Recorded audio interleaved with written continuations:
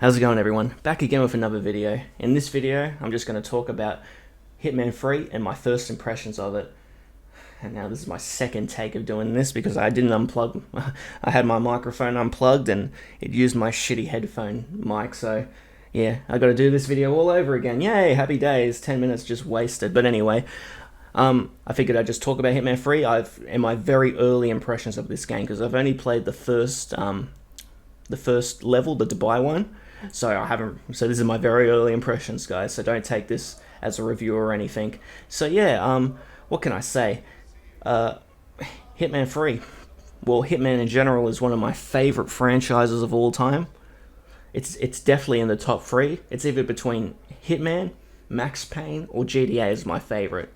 So yeah, that's how highly I regard this franchise. I've been a fan since 2002, and they haven't really disappointed me since, except Absolution. But being that I played Absolution recently, and it's not as bad as I remember it back in 2012, even though it's completely different, and it has its flaws. It's still not as it ain't as bad as I thought it would be, as bad as I remembered it. So yeah, this IO Interactive have definitely not disappointed in any of the games that they've come out in the Hitman franchise, and with the way this is going, this will not be an exception, because at the moment I had a blast playing the first Dubai level. It is absolutely phenomenal, this level. It is so good.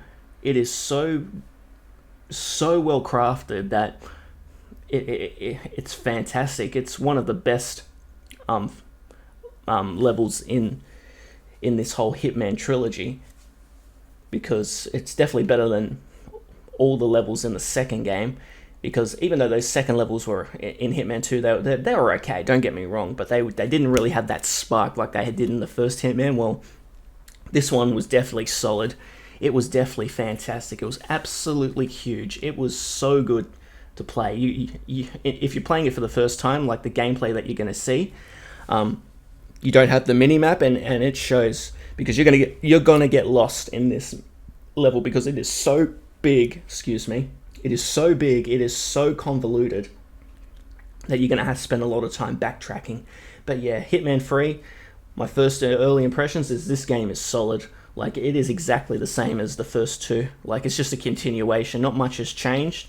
Still has the same patterns. Like, you go here, and you kill two targets or whatever. You have those hinting, sections where the NPCs will give you a hint, like to do this certain thing to get to a target easier, which is fine. I mean, it definitely dumbs down the franchise a little bit, but hey, it's still solid. Like, I don't mind doing them. They're quite fun because they tend to lead to interesting kills.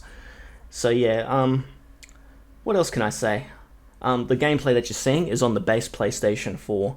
I didn't really have the time. I don't have the PlayStation 5 when I got this game yesterday.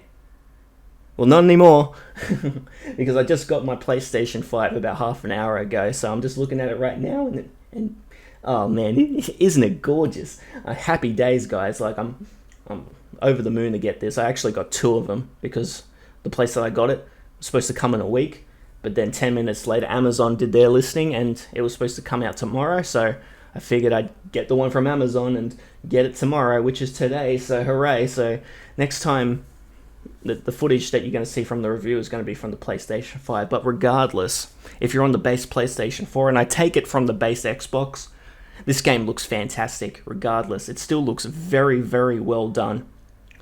So if you're someone who was a bit on the fence thinking that they're going to downgrade it because the new generation of consoles has come out, don't worry about it, because the base PlayStation 4 is solid. It looks great. It looks just as good as you'd be expecting from a top quality developer like IO Interactive. It's not going to be like Cyberpunk, where it looked like fucking a piece of shit was just on your screen, like absolutely disgusting to look at on the base PlayStation or Xbox. So yeah, that game will definitely set a lot of people off when buying games on the PlayStation 4 now, just because how bad that thing looked. But in terms of Hitman 3, I wouldn't worry. Don't worry about it because it looks fantastic. It looks great on the base PlayStation 4. So yeah, what else can I talk about? I might talk about the gameplay a little bit. The gameplay it's still good. Don't get me wrong, but comparing from the first one, it does feel a little bit. It feels a little bit clunkier, just a little bit. It just feels a little bit off. Moving around, moving 47 around. It definitely. If someone who's played the previous games or someone who's been playing games for a while, you will notice that the gameplay is a little bit stiff. It's just a little bit, and that's the first thing I kind of noticed when I was playing it. That yeah, the gameplay feels a little bit off, but nothing too much. Like it won't affect the gameplay or the enjoyment when you're playing this game. But yeah, it's definitely a little bit off. And the shooting, I haven't done any shooting yet because Hitman, you're not supposed to shoot, but I take it from the first two games, I don't think they're going to change it, and if that's the case, then the shooting's going to be terrible. They're going to be absolutely garbage. So, yeah, I wouldn't recommend going in shooting or anything like that, because this is a Hitman game, you're not supposed to shoot. So, yeah, but even though it's no excuse, but still, you shouldn't really be shooting or anything like that. So yeah, that's just my quick first impressions, guys. The first Dubai level was phenomenal.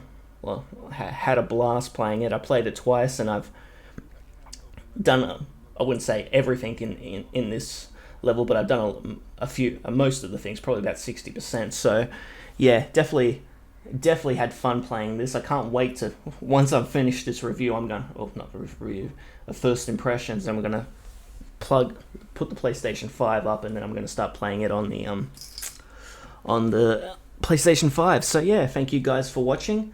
Hopefully I don't want to rush this review because I love Hitman, so I'm going to take my time with it. And so once I'm done with it, I'll come out with a review and give my full impressions. And I also need to review Cyberpunk, seeing that I've got the PlayStation 5 today.